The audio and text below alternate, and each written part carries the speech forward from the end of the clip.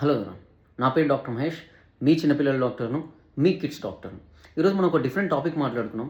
Mainly పిల్లల మీద mothers చేసే కంప్లైంట్ కానీ ఫాదర్స్ చేసే కంప్లైంట్ ఏంటంటే, సార్ మేము బాగా చదివిస్తున్నాము, ఇన్ని డబ్బులు పోసి చదివిస్తున్నాము, కానీ మా పిల్లలలో మార్పు రావట్లేదు, మా పిల్లలు మారట్లేదు, వాళ్ళకు గ్రోత్ లేదు, వాళ్ళలో భయాలు పోవట్లేదు, వాళ్ళలో పాజిటివ్ థింకింగ్ రావట్లేదు, ఇవన్నీ ఉంటాయి.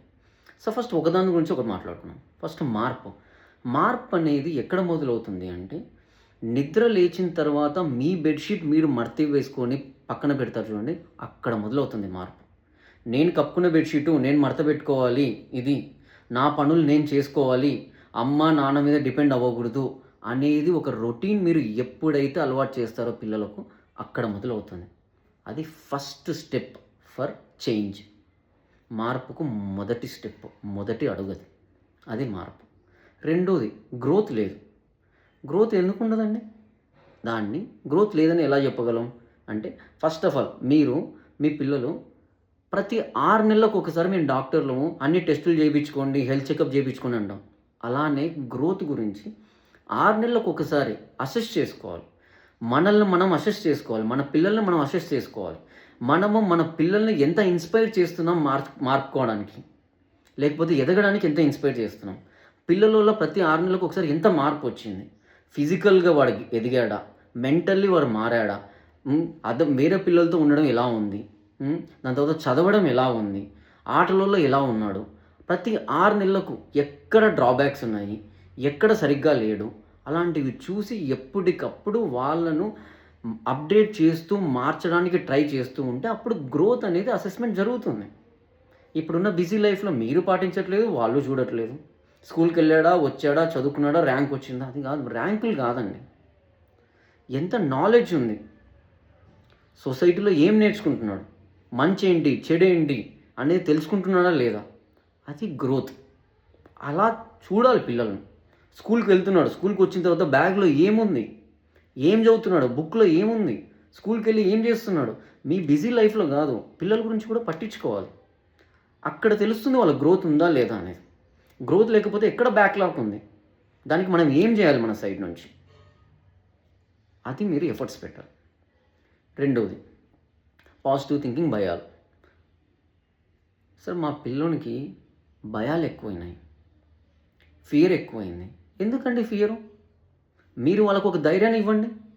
నాన్న పాసు ఫెయిల్ గురించి మనకు వద్దు నాన్న, నువ్వు చదువు, నీ ఎఫర్ట్స్ పెట్టు చాలు. పాసు ఫెయిల్ అనేది సెకండరీ.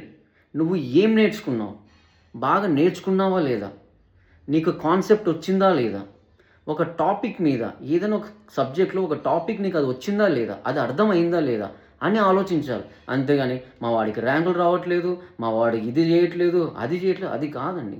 పిల్లలు ఏం చదువుతున్నారు, దానివల్ల వాళ్ళు ఏదైనా నేర్చుకున్నారా, అసలు ఆ టాపిక్ అర్థమైందా లేదా అనేది మీరు ఆలోచించాలి. అక్కడ వాడికి భయం స్టార్ట్ అవుతుంది. అరే నేను పాస్ అవుతానా, ఫెయిల్ అవుతానా, మా ఇంట్లో కొడతారా, మా సార్ కొడతాడు, మా సార్ తిడతాడు, క్లాస్లో అందరి ముందర నిలబడతారు, అందరి ముందర నన్ను హేళన చేస్తారు, నాకు మార్కులు తక్కువ వస్తాయి. అది కాదు. మీరు ఒక ధైర్యాన్ని ఇవ్వండి వాళ్ళ పిల్లలకు. అవునన్నా చదవాలి, చదువు ఒక్కటే చదవాలి, కానీ దాంతోపాటు నువ్వు గేమ్స్ ఆడుకోవాలి, సోషల్ యాక్టివిటీస్ చేసుకోవాలి. వాళ్ళలో ఉన్న టాలెంట్ మీరు గుర్తించి ఎంకరేజ్ చేయండి. వాడు ఏదైనా మంచి పని చేసినప్పుడు అప్రిషియేట్ చేయండి. వాడు హ్యాపీ ఫీల్ అవుతాడు, అప్పుడు మంచి పనులు చేయడానికి ట్రై చేస్తాడు. ఎప్పుడు కొట్టడం తిట్టడం ఇవే కాదు. స్కూల్కి పంపించామా, ఫస్ట్ ర్యాంక్ వచ్చిందా, సెకండ్ కాదు.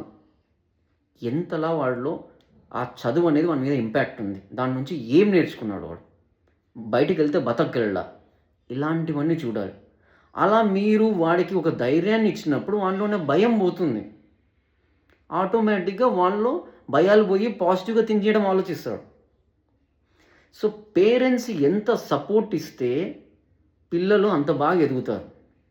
అండ్ మోస్ట్ ఇంపార్టెంట్ ఇక్కడ, పిల్లలు ఎలా ఎదుగుతారు, పిల్లలు ఎలా ఉంటారు, పిల్లల మైండ్ సెట్ ఎలా మారుతుంది, దానికి హోల్ సోల్ కారణము తల్లిదండ్రులు మాత్రమే. మీరు 24 గంటలు గొడవ పడుతూ ఉంటే వాడు అదే అలవాటు చేసుకుంటాడు. మీరు బాగా ప్రేమగా మంచిగా ఉంటే, ఏ గొడవ లేకుండా ప్రశాంతంగా ఉంటే వాడికి కూడా అదే అలవాటు అవుతుంది. చిన్నప్పటి నుంచి వాడికి ఇన్స్పిరేషన్ మా నాన్న, ఇన్స్పిరేషన్ మా అమ్మ, అలానే ఆలోచిస్తాడు. సో నువ్వు కరెక్ట్ ఉంటే మనం కరెక్ట్గా మనం చేసేది వాడి ముందర మనం ప్రశాంతంగా బాగా చూసుకుంటూ ఏ గొడవలు లేకుండా ఉంటే వాడు కూడా అలానే ఉంటాడు.